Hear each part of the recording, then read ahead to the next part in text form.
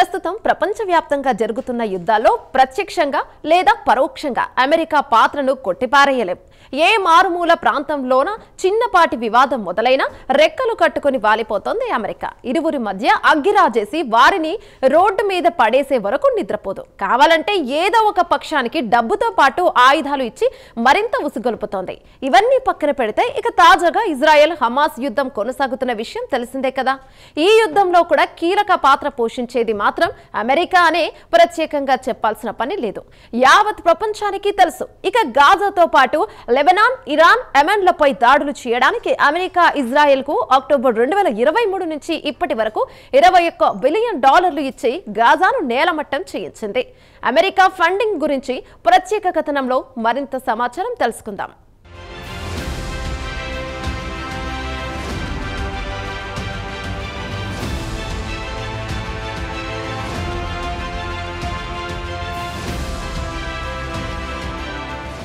యావత్ ప్రపంచంపై పెత్తనం చెలాయించాలనుకుంటోంది అమెరికా. ప్రపంచంలోని మారుమూల ప్రాంతంలో ఏ చిన్నపాటి గొడవ జరిగినా రెక్కలు కట్టుకుని అక్కడ వాలిపోయి ఏదో ఓ పక్షానికి వకాల్తా పుచ్చుకుని డబ్బుతో పాటు ఆయుధాలు ఇచ్చి ఉసిగొల్పుతుంది. చివరకు సాయం పొందిన దేశం అమెరికా ఉచ్చులో పడి విలవెల్లాడిపోవాల్సిందే. ఇక తాజాగా ఇజ్రాయెల్ హమాస్ మధ్య యుద్ధం జరుగుతోంది. ఈ యుద్ధంలో అమెరికా అక్టోబర్ 2023 నుంచి సుమారు $21 బిలియన్ డబ్బును సమకూర్చింది. ఇండియన్ కరెన్సీ ప్రకారం చెప్పుకోవాలంటే సుమారు 190,000 కోట్ల వరకు ఉంటుంది. ఈ డబ్బుతో ఇజ్రాయెల్ మరింత రెచ్చిపోయి గాజాతో పాటు లెబనాన్, ఇరాన్ తో పాటు యెమెన్ పై నిరంతరం దాడులు చేస్తూ తన ఆధిపత్యాన్ని కొనసాగిస్తోంది. ఇక అమెరికా మద్దతు లేకుండా మిడిల్ ఈస్ట్ లో ఎన్ని రోజుల పాటు యుద్ధం చేసే సత్తా ఇజ్రాయెల్ కి ఎక్కడిది అని ప్రశ్నించేవారున్నారు.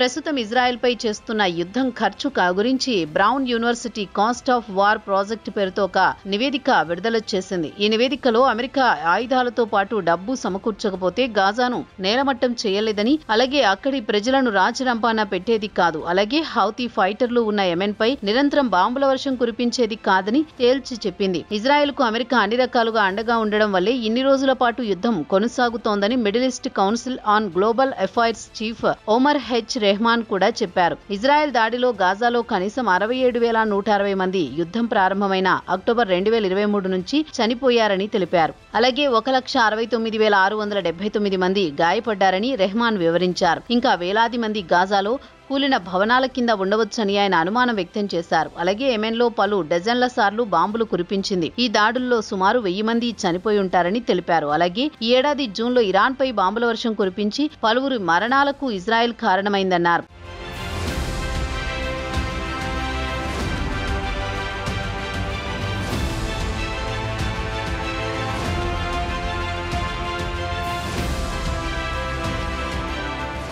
ఇక గాజా యుద్ధానికి మూల కారణం హమాస్ టెర్రరిస్టులు అని చెప్పక తప్పదు. అక్టోబర్ 7, 2023 ఉదయం హమాస్ మిలిటెంట్లు ఇజ్రాయెల్లో ప్రవేశించి 1,139 మంది ఇజ్రాయెల్ పౌరుల ప్రాణాలు తీసి 200 మందిని బందీలుగా తమ వెంట తీసుకువెళ్లారు. దీనికి ప్రతీకారంగా ఇజ్రాయెల్ గాజాపై యుద్ధం ప్రకటించింది. 2 ఏళ్ల నుంచి మొదలైన యుద్ధం ఇప్పటికీ అలా కొనసాగుతూనే ఉంది. ఇక ఇజ్రాయెల్ ఇటు గాజాతో పాటు వెస్ట్ బ్యాంక్, జెరూసలేంలో కూడా తరచూ దాడులు చేస్తూ ఉంటోంది. లెబనాన్లో కూడా సుమారు 4,000 కంటే ఎక్కువ మందిని చంపేసింది. అలాగే లెబనాన్, సిరియాలోని పలు గ్రామాలను బలవంతంగా ఖాళీ చేయించింది. అలాగే డమాస్కస్ లో ఇరాన్ కౌన్సులేట్ పై బాంబుల వర్షం కురిపించింది. దీంతో సుమారు 12 రోజుల పాటు ఇరాన్ తో యుద్ధం కొనసాగించింది. అలాగే యెమెన్లోని హౌతీలపై కూడా దాడులు చేసింది. అయితే ఇన్ని రోజుల పాటు ఇజ్రాయెల్ యుద్ధాన్ని కొనసాగించాలంటే అమెరికా మద్దతు తప్పనిసరి అని పరిశోధకులు అభిప్రాయపడుతున్నారు.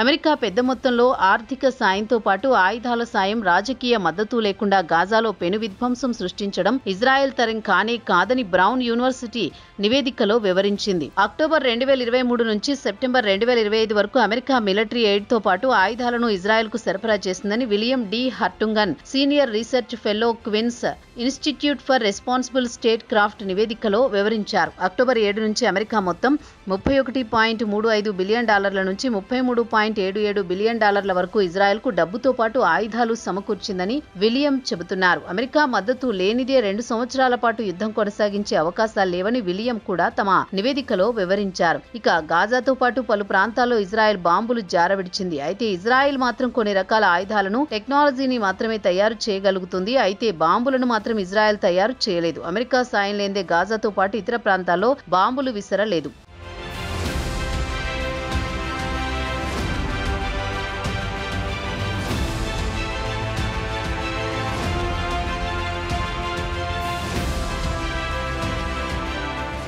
ఇక అమెరికా ఎయిడ్ విషయానికొస్తే ఇజ్రాయెల్కు వెన్నుదన్నుగా నిలుస్తోంది. అమెరికా ప్రతి ఏడాది ఇజ్రాయెల్కు $3.3 బిలియన్ ఎయిడ్ సమకూరుస్తోంది. అయితే ఇప్పటి వరకు అంటే 2022 వరకు సుమారు $150 బిలియన్ వరకు నిధులు సమకూర్చింది.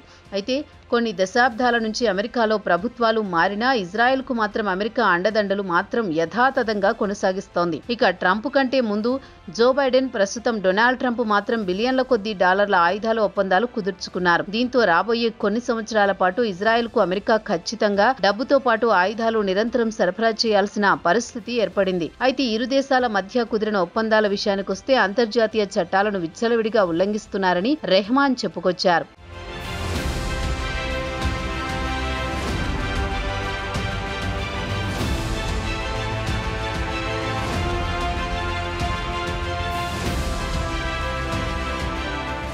అయితే ఇటీవల కాలంలో పలువురు అమెరికన్ మేధావులు కూడా ఇజ్రాయెల్కు విచ్చలవిడిగా ఆయుధాలను ఇవ్వడాన్ని వ్యతిరేకిస్తున్నారు. గాజాలో జరుగుతున్న మారణ కాండను అమెరికన్లు కూడా అభ్యంతరం వ్యక్తం చేస్తున్నారు. సాధారణ అమెరికన్ కాకుండా అమెరికన్ జ్యూలు కూడా ఇజ్రాయెల్ తీరును వ్యతిరేకిస్తున్నాయి. ఇటీవల వాషింగ్టన్ పోస్టుకు నిర్వహించిన పోల్లో 10 మంది జూలు లేదా యూదులను ప్రశ్నిస్తే 4 గాజాలో ఇజ్రాయెల్ చేస్తోంది నరమేధమని తేల్చి చెప్పారు. అలాగే 60% మంది గాజాలో ఇజ్రాయెల్ చేస్తుంది యుద్ధ నేరాలే అని తమ అభిప్రాయాన్ని సూటిగా చెప్పారు.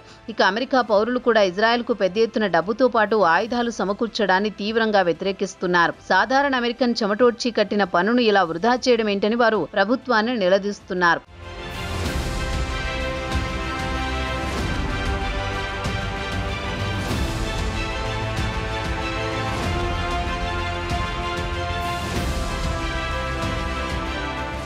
సాధారణ అమెరికన్కు సామాజిక భద్రత కొరవడుతుంటే అవే ప్రభుత్వాలు మాత్రం బిలియన్ల కొద్దీ డాలర్లు ఉదారంగా ఇవ్వడం ఏమిటని నిలదీస్తున్నారు. సాధారణ పౌరుడి ఇంటి బడ్జెట్ విపరీతంగా పెరిగిపోయింది. ట్రంప్ నిర్వాకం వల్ల ద్రవ్యోల్బణం విపరీతంగా పెరిగిపోయి సాధారణ అమెరికన్కు బతుకు భారమవుతోంది. అమెరికా రాజకీయాలు కూడా అవినీతిలో భ్రష్టు పట్టాయని సామాన్యుడు మండిపడుతున్నాడు. ఇది కేవలం ఇజ్రాయెల్ ప్రయోజనాల కోసం కాదు. అమెరికాలోని ఆయుధాల తయారీ కంపెనీలకు బిలియన్ల కొద్దీ డాలర్ల కాంట్రాక్టులు ఇచ్చి ఆ నాయకులు లబ్ధి పొందుతున్నారనే టాక్ కూడా అమెరికాలో బలంగా వినిపిస్తోంది. ఇక ట్రంప్ మామూలోడు కాదు కదా. అధికారంలోకి వచ్చిన తర్వాత ఆయన సంపద కూడా విపరీతంగా పెరిగిపోయింది. ఇటీవల ఆయన బ్రిటన్ పర్యటనకు వెళ్లడానికి ముందు వైట్ హౌస్ లాన్లో ఆస్ట్రేలియాకు బ్రాడ్కాస్టింగ్ కంపెనీ లేదా ఏబీసీకి చెందిన రిపోర్టర్ అధికారంలోకి వచ్చిన తర్వాత ఎంత వెనకేసుకున్నారని సూటిగా ప్రశ్నించడంతో ట్రంప్ ఆగ్రహంతో ఊగిపోయాడు. నీ అంతు చూస్తా ఆస్ట్రేలియా ప్రధాని ఆల్బనీస్ న్యూయార్క్ యుఎన్జీఏ సమావేశానికి వస్తున్నాడు, నీ పని చెబుతా అంటూ రిపోర్టర్ను బెదిరించాడు. అంటే దాల్ మే కుచ్ కాలా హై అనే అర్థం చేసుకోవచ్చు. సాధారణ అమెరికన్ల సొమ్మును ఇలా విచ్చలవిడిగా ఖర్చు చేసి